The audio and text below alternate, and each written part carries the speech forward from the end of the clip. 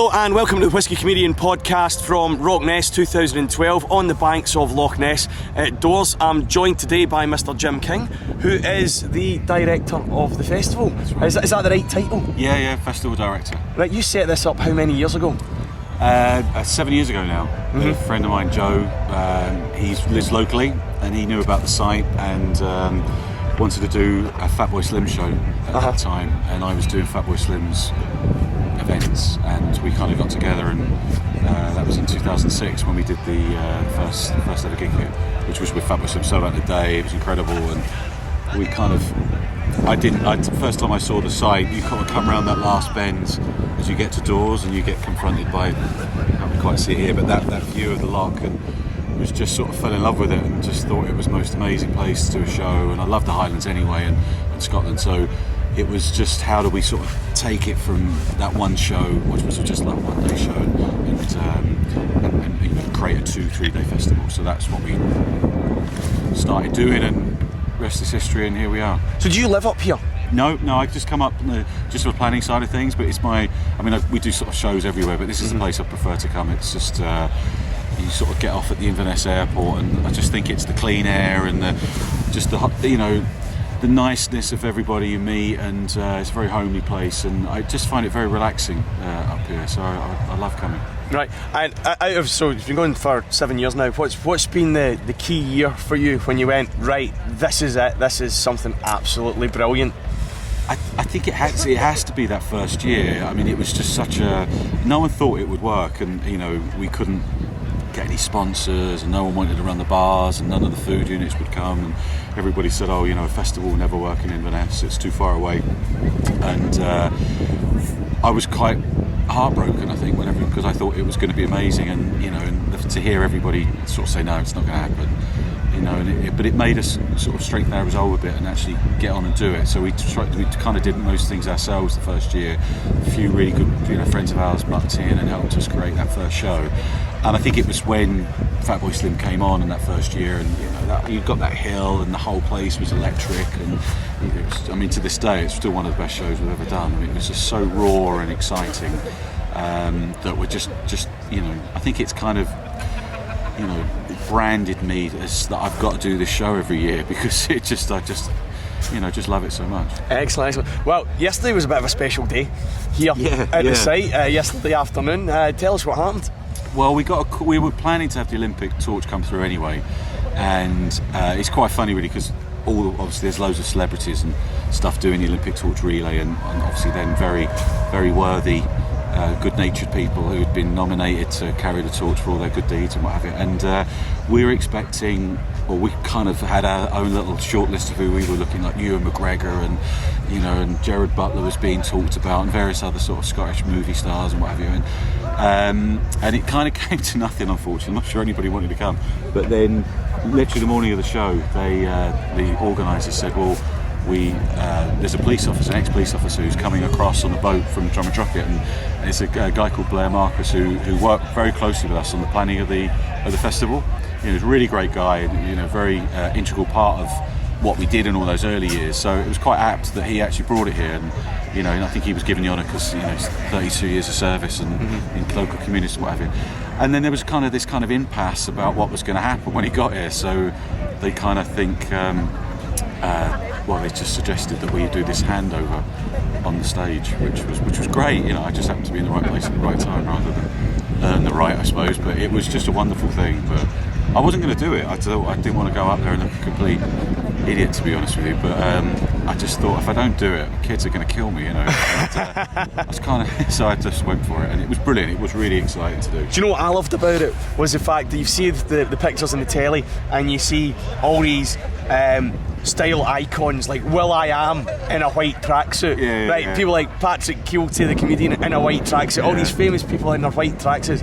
You're the only person I know of in a fleece. In a fleece, not in a white tracksuit, getting to carry the torch. I know, I was quite disappointed. They also, I mean, when they turn up, they sort of, I mean, that's when it gets exciting. You know, at one point it's become, I try and organise all this into the show, and then when you see all of these blacked out Range Rovers turning up, and it's like dignitaries turning, and all the close protection police officers get out, and all of their Olympic torch, like you say, all their running tracksuits, all wearing matching trainers and stuff, and then the torch comes out, and it is. I mean, you'd be lying if you said it wasn't impressive. Do you know what I mean? And then and then they kind of turned up, and we're all sitting there and walking. While we're here, what we're talking about is whiskey. Yes. So, do you drink whiskey? Do you know what? I drink it when I come up here, and it's in only the last 7 years or so. I mean, you can't fail to sort of get involved in the whole process of it. And we used to stay at a great hotel in town here, Glenmorrison. They've got an amazing range of whiskies there. They're very knowledgeable about it, and I just love sitting there, and I love food and drink anyway. And it's just great. I love the whole romance of the whole thing and where it comes from and what have you.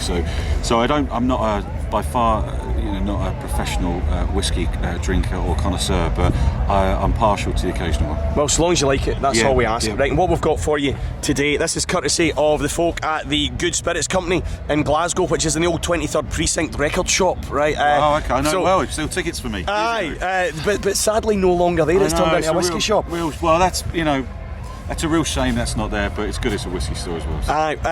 We were doing this with Harry and Dominic from Sub Club last night, and we were all saying we used to go in there and spend hours getting our vinyl, but nowadays we go in and we spend hours drinking free samples. It's great. So what we have for you, it's the Tomatin 18-year-olds. Now, Tomatin is the local whisky distillery to RockNess. There's a wee back road just over there. It's about 16 miles away, and it's a fantastic distillery. It's a Highland distillery. It gets its water from the River Findhorn, which runs parallel with the Spey, but it's got slightly different flavours to the water than the Spey. So we've got this for you. Do you want a wee top up? Yes, please. Excellent. Let's get that poured in. Right. So, Jim, what I want you to do, this 18-year-old Tomatin, 46% ABV, right? Take it easy. So it's kind of the one you maybe want to have a wee splash of water in it to get the full flavour out. I want you to have a drink of it, and I want you to tell me if this is one of the bands, one of the DJs that you've got on at this year's festival, which one would it be and why? First of all, it's lovely, by the way. I've not had that one before. I don't know, I suppose it's got to be... I thought it was going to be a bit of Cuban oak coming through there in the barrel for a minute. It might be the Cuban Brothers, but I think it's hard to look past Biffy Clyro, I think, with the hold on, let's have another go. Yeah, it just feels it's got that raw around your throat like a Biffy Clyro track, do you know what I mean? So it's great. I mean, it just, it's really, really smooth actually, isn't it? Yeah. Would you say Biffy Clyro are smooth?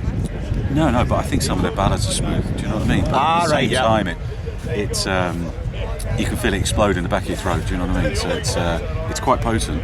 Excellent. I actually feel a little bit inebriated already. I've got 46%. I can't have a sit down.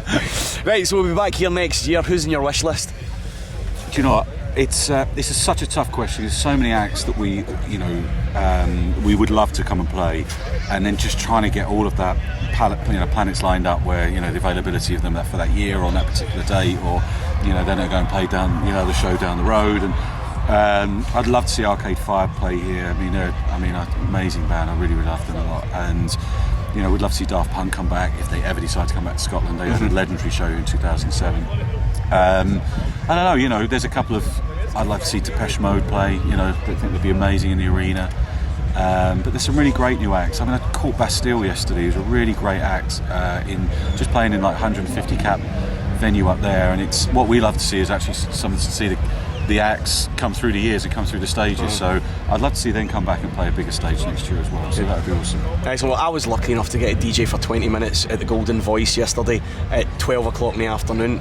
In the afternoon to 5,000 people. It was brilliant fun. Immediately before Tim was coming on. It was an absolute blast. So it was good. So he was great, by the way. I thought he was really funny. It was. What I liked so much about it was he's got the Pope song, and 4,900 people had never heard that song before, and for a minute and a half he goes, fuck you motherfucker, fuck you motherfucker, fuck you motherfucker, and then here in Scotland it became quite poignant because the end of that bit goes, fuck the motherfucking Pope, and they could hear a pin drop in there because half the room were like, whoa! It's a little bit near the mark, But it took them a minute or two to get back to it, and then they got back into the lyrics and they listened to the lyrics proper, what he was saying. It was great. I think there's a lot of depth to what he does. And I think if it's there's a lot of creativity but a lot of intelligence to what he does as well, and I think you need to listen to what he's saying. Don't necessarily have to agree with it, but it's the way he structures it and stuff. It's just not it's not just throwing out insults. He's a very, very clever guy. Very much so. At the end of that song, the entire tent knew what he was getting at. Exactly. Loved it, and he got a massive cheer. Anyway, thank you very much, Jim. It's been a tremendous festival. Thank you to the Tomatin Distillery. Yeah, thank you to them for creating such fine stuff. This is the Whisky Comedian podcast. You can find out more about what we're doing at whiskeycomedian.com. My name's Alan Anderson. This is RockNess 2012. We'll see you again soon. Thank you. Take care. Bye bye. Took a drink at the ocean.